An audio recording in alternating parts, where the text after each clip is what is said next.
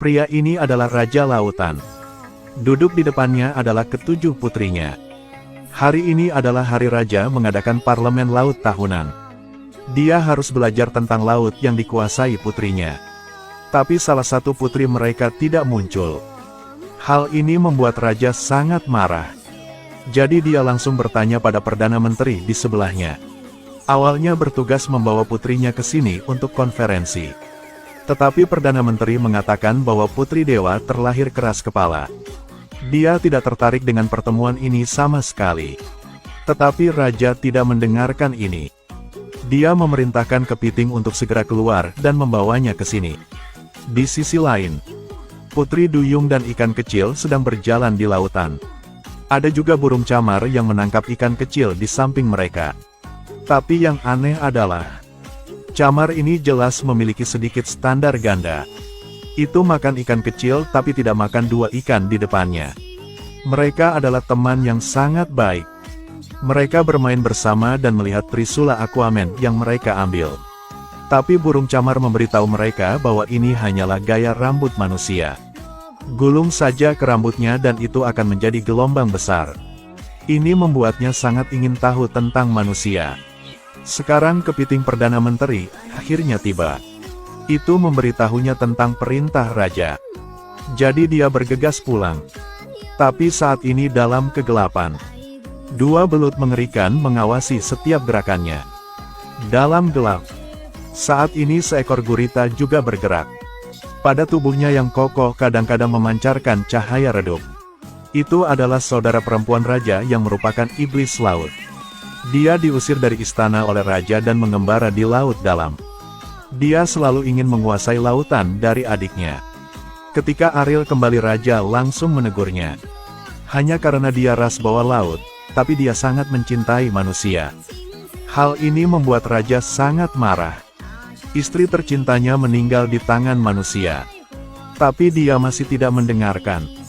Dia percaya bahwa manusia juga ada yang baik dan yang jahat. Tapi Raja marah. Dia membenci manusia karena mereka telah membunuh istrinya. Saya juga benci semua manusia di darat. Dia melarangnya untuk tidak pergi ke permukaan laut sendirian untuk menghubungi siapapun. Dia juga memerintahkan Kepiting Perdana Menteri untuk mengikutinya. Tapi pada malam itu, Perdana Menteri menemukan fasilitas rahasia Ariel. Di tempat ini barang-barang orang disimpan.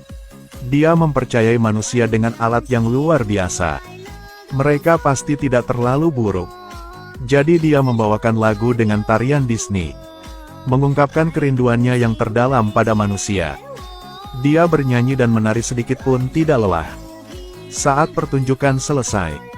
Tapi pada saat ini, di permukaan laut tiba-tiba terdengar suara perang manusia.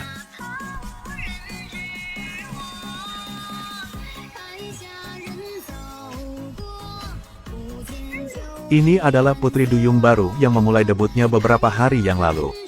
Pertemuan superstar Cumi yang begitu indah untuk pertama kalinya. Dia duduk di punggungnya dan melakukan petualangan yang luar biasa. Ubur-ubur merah muda kecil memenuhi hati gadis kecil itu. Dia duduk di atas ubur-ubur yang lembut dan diangkat tinggi-tinggi oleh mereka. Ada juga gerombolan ikan dan ikan besar, semua ikut menghiasi pemandangan. Saat ini, penyu di dasar laut juga berjejer. Mereka menari dengan gembira di laut. Saat ini tiba-tiba seekor ikan mas berenang. Langsung berubah menjadi bola besar. Haifu mengelilinginya seperti karangan bunga di dasar laut. Bahkan kerang di batu-batu pun menari. Semua makhluk di laut berkumpul bersama sekarang. Mereka tampaknya berada di sebuah festival di bawah laut. Tunggu sampai suaranya rendah. Pemandangan laut yang indah ini akhirnya berakhir. Menunggu semua kesibukan menghilang. Gadis itu jatuh ke dalam kesedihan lagi. Ternyata tadi malam, dia mendengar api perang di permukaan laut. Jadi dia dengan penasaran berenang ke laut untuk memeriksanya.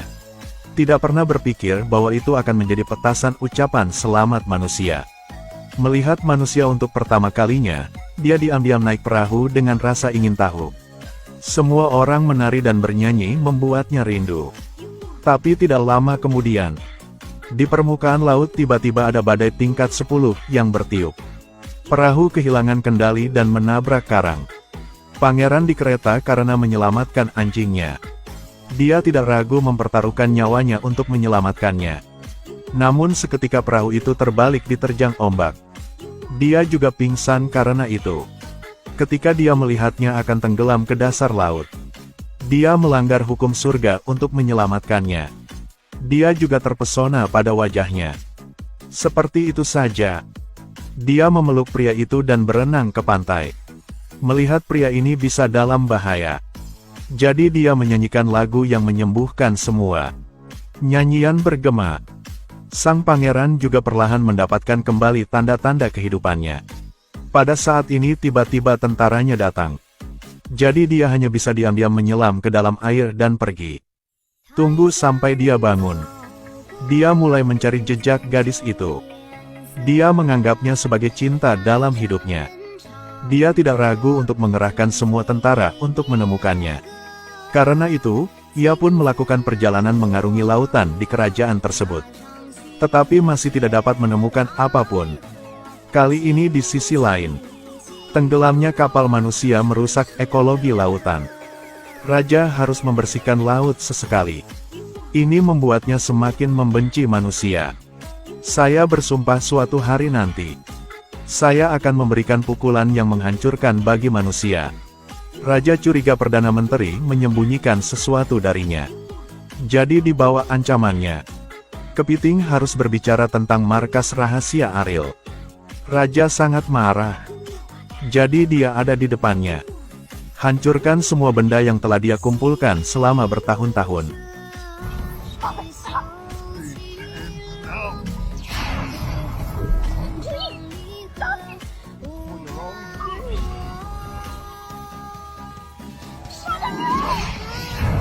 Dia adalah gurita laut. Dia membuat kesepakatan yang mengerikan dengan Putri Duyung. Selama memenuhi persyaratan, dia bisa mengubah buntut ikannya menjadi kaki manusia. Sehingga dia bisa pergi ke dunia untuk menemukan cinta dalam hidupnya. Tapi harga yang harus dibayar adalah, dia harus mengubahnya dengan suara indahnya. Dia hendak menyerah. Tapi dia tidak bisa melupakan pria manusia itu. Jadi dia ragu-ragu. Dia mengupas sisik ikan dan membuat kontrak darah. Di bawah kendali iblis laut, sihir biru mengeluarkan angin laut. Doa di mulutnya terus terucap. Dia menyuruh Putri Duyung untuk mulai bernyanyi. Lalu suara indah tidak berhenti. Dia menjadi bersemangat. Sihir yang dituangkan langsung ke mulutnya mengambil tenggorokannya. Pada saat ini dia telah berubah menjadi bisu. Namun karena itu, ia pun mendapatkan kaki yang selalu ia impikan. Lihat kakinya yang lucu. Dia terus berenang. Akhirnya mencapai permukaan laut. Di bawah bimbingan kepiting dan ikan kecil, dia berenang menuju pangeran. Tapi setelah dia pergi, dia akhirnya mengatakan harga yang mengerikan yang harus dia bayar. Hanya dalam 3 hari dia harus mencium pria yang dicintainya. Jika ia tidak bisa melakukannya, lalu 3 hari kemudian tubuhnya bukan lagi miliknya. Dia bersumpah untuk mengambil semuanya dari raja. Gadis itu diselamatkan oleh seorang nelayan. Melihat gadis malang itu, nelayan mengira dia mengalami kecelakaan di laut. Jadi dia menemukan pakaian untuknya. Untungnya, dia masih memiliki Perdana Menteri Kepiting dan burung camar di sisinya sekarang. Nelayan membawanya kembali ke istana manusia. Dia sangat ingin tahu dan merindukan dunia ini. Sekarang dia merasa, bahkan suasana di sini begitu manis. Tapi dia lupa dia tidak pantas berada di sini. Seorang wanita baik hati di kastil bahkan mengganti pakaiannya. Pada saat ini wanita itu tiba-tiba merasa, bukankah dia gadis yang dicari pangeran selama setengah bulan?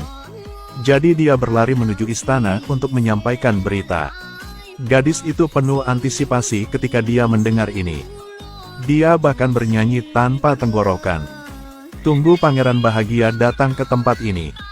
Saat ini mereka berdua akhirnya bertemu. Tapi ketika dia menanyakan namanya, dia tidak bisa bicara karena dia kehilangan tenggorokannya. Ketika pangeran melihat tempat ini, dia hanya ingat gadis yang menyelamatkannya memiliki suara malaikat. Gadis di depannya jelas bukan orang yang dia cari. Jadi dia berbalik dan pergi. Ini benar-benar membuatnya frustrasi. Tapi kemudian, pangeran akhirnya di pantai menemukan gadis yang dicintainya. Aku akan menikah dengan iblis laut.